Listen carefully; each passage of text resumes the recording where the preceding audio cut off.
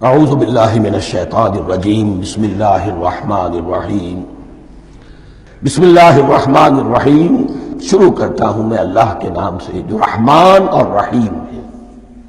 اس پر کچھ گفتگو ہو چکی ہے تعارف قرآن کے ضمن میں کہ رحمان اور رحیم دو نام ہیں کہ جو رحمت کے مادے سے نکلتے ہیں۔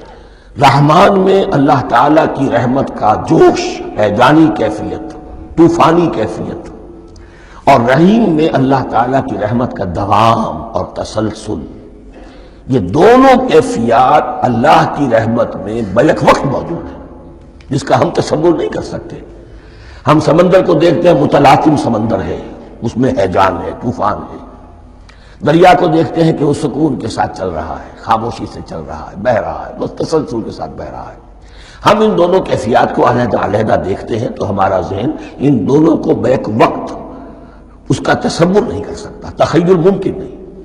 لیکن اللہ کی رحمت کی یہ دونوں شانیں مستقلاً ہر وقت موجود ہیں بیک وقت، اسی لیے ان دونوں کے درمیان کہیں حرف عطف نہیں آئے گا۔ بسم اللہ الرحمن الرحیم، الحمدللہ رب العالمین۔ کل حمد، اور حمد کو ذہن میں رکھ لیجئے، حمد مساوی ہے تعریف جمع شکر۔ عام طور پر ترجموں میں ایک لفظ لایا جاتا ہے، کل تعریف اللہ کے لیے، یہ کافی نہیں ہے۔ تعریف آپ کسی شے کی کر سکتے ہیں جس میں کوئی حسن ہے، خوبی ہے، کسی بھی اعتبار سے، خواہ آپ کو اس کے حسن و خوبی سے کوئی فائدہ حاصل نہیں ہو رہا۔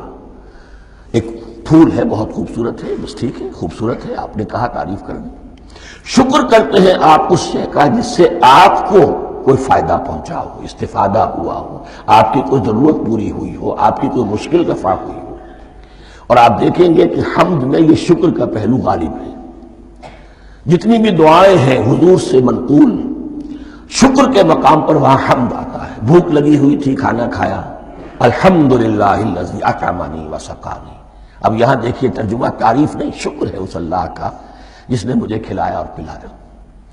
آپ بیت الخلاء سے باہر آئے، نجاستیں آپ سے دور ہو گئی، طبیعت میں انشراح ہوا، الحمدللہ الذی اذھب عنی الاذی وعافانی۔ اور شکر ہے اس اللہ کا جس نے اذیت بخش چیزیں مجھ سے دور کر دی اور مجھے عافیت بخشی۔ تو یہ الحمدللہ رب العالمین، اللہ تعالیٰ کا حسن و کمال اور حسن و جمال اپنی جگہ بھی اس انتہا کا ہے کہ جتنی تعریف اس کا حق ہے ہم کر ہی نہیں سکتے، لیکن اس کے احسانات اور انعامات ہم پر اتنے ہیں کہ ہم ان کو بھی گن نہیں سکتے۔ لہذا ایک ہی احصاء ہم نے کر دیا الف لام کے ساتھ، الحمدللہ رب العالمین۔ تمام تعریفیں اور کل شکر اللہ کے لیے ہیں کہ جو تمام جہانوں کا پروردگار ہے، رب ہے، مالک ہے۔ رب میں ایک مفہوم ہوتا ہے ربوبیت کا، اور اس میں مفہوم شامل ہوتا ہے تربیت کا، ربیانی صغیرا۔ تو مالک ہونا اور تربیت دینا، آپ جس شے کے مالک ہوں گے آپ چاہیں گے اس میں بڑھوتری ہو، اس میں اضافہ ہو، وہ نشو و نما پائے۔ تو یہ دونوں چیزیں آپس میں ایک دوسرے کا جڑی ہوئی ہیں، پروردگار بھی اور مالک بھی۔ عام طور پر عربی میں رب کا لفظ مالک کے لیے آتا ہے، رب البیت، رب الدار، رب المال۔ تو مالک وہاں پر ظاہر بات ہے کہ اس سے مراد کیا ہے، مال والا، گھر والا، گھر کا مالک۔